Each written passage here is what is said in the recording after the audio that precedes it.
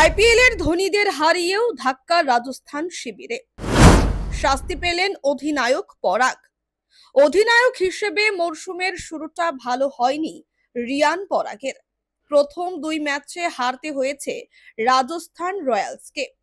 তৃতীয় ম্যাচে জয়ে ফিরেছে রাজস্থান। চেন্নাই সুপার কিংসকে হারানোর আনন্দের মাঝেই অবশ্য ধাক্কা খেয়েছে রাজস্থান। শাস্তি পেতে হয়েছে অধিনায়ক পরাগকে।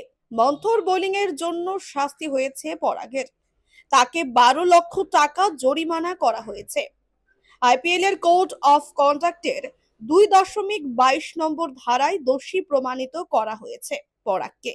সেই কারণে শাস্তি পেয়েছেন তিনি। এই প্রথমবার রাজস্থানকে জরিমানা করা হলো। এবার অবশ্য মন্থর বোলিং এর জন্য নির্বাসনের ধাক্কা খেতে হবে না কোনো অধিনায়ককে। গতবারের দোষে এবারের আইপিএল এর প্রথম ম্যাচ খেলতে পারেননি মুম্বাই ইন্ডিয়ান্সের অধিনায়ক হার্দিক পান্ডিয়া। তারপরেই নিয়ম বদলেছে ভারতীয় ক্রিকেট বোর্ড।